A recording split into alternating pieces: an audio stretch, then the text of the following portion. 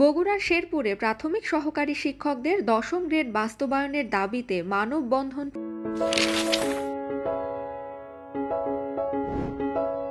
আর 9 প্রহসন 10ম grade হোক বাস্তবায়ন, এই স্লোগানকে সামনে রেখে সরকারি প্রাথমিক বিদ্যালয়ের সহকারী শিক্ষকদের গ্রেড 10ম ও প্রধান শিক্ষকদের গ্রেড 9ম বাস্তবায়নের দাবিতে মানববন্ধন করেছে শিক্ষকরা।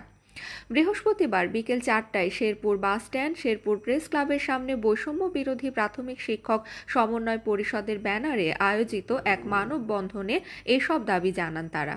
দাবি দ্রুত বাস্তবায়নে সরকারের কাছে তুলে ধরে মানববন্ধনে বলা হয়, আমাকে অর্থনৈতিক মুক্তি দাও, আমি সমৃদ্ধ জাতি গড়ে দেব, আমাদের শিক্ষকদের মর্যাদা হারিয়ে যেতে দিব না এবং প্রতিনিধিত্বমূলক প্রাথমিক শিক্ষা সংস্কার করা হোক। তারা আরও বলেন, প্রাথমিক বিদ্যালয়ের সহকারী শিক্ষক ও প্রধান শিক্ষকদের বেতন বৃদ্ধি করতে হবে। বর্তমানে বাজার সবকিছুর দাম ঊর্ধ্বগতি, যে বেতন পায় তা দিয়ে জীবনমান উন্নয়ন করা সম্ভব নয়। মানববন্ধনে বক্তব্য রাখেন শিক্ষক খন্দকার মাসুদ রানা, টি.এম. নুরুল আলম, দেলোয়ার হোসেন, শামিমা আক্তার বন্যা, শাহিনুর রহমান, শামসুদ্দিন ফিজার, নাসির উদ্দিন। এতে উপজেলার সকল সরকারি প্রাথমিক বিদ্যালয়ের সহকারী শিক্ষকরা অংশ নেন। প্রতিবেদক আব্দুল ওয়াদুদের ভিডিও চিত্রে।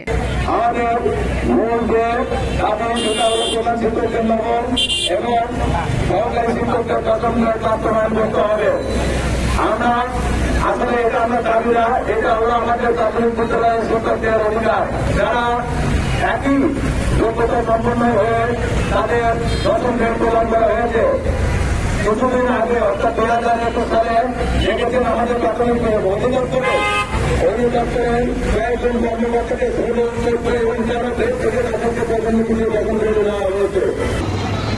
আমরা জাতির মেরুদণ্ড, আমরা জাতি গড়ার কারিগর, কিন্তু আমাদের পেটে যদি ছেড়া থাকে, আমাদের অর্থনৈতিক দুর্বলতা যদি থাকে, তাহলে আমাদের পক্ষে সম্ভব না সেই সুন্দর জাতি গড়া এবং সুন্দর একটা সমাজ গড়া।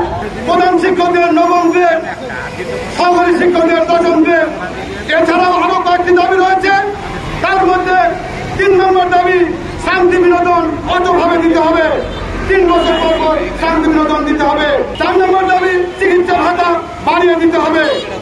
5 নম্বর দাবি, টিফিন ভাতা বাড়িয়ে দিতে হবে।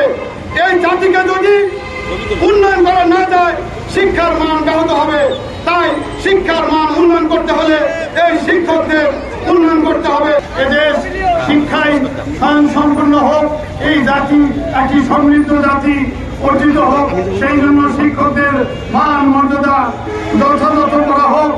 আমরা কেন এই রাজপথে সংগ্রামী শিক্ষকবৃন্দ, আপনারা দেখেন আমরা রাজপথে থাকতে চাই না, আমরা শিক্ষার পরিবেশ বজায় রাখার জন্য আমরা জীবিত থাকতে চাই। একটা কথাই বলতে চাই, মানসম্মত শিক্ষা পেতে গেলে মানসম্মত শিক্ষক দরকার। শিক্ষকের জীবন মান উন্নত করলে শিক্ষার মান উন্নত হবে, দেশ এগিয়ে যাবে, জাতি সমৃদ্ধ হবে। আমি ডাক্তার বলতে পারি, আমাকে একটি শিক্ষিত বানাও, আমি তোমাদের একটি শিক্ষিত জাতীয় ভাব দেবো। শিক্ষকদের অর্থনৈতিক মুক্তি দিন।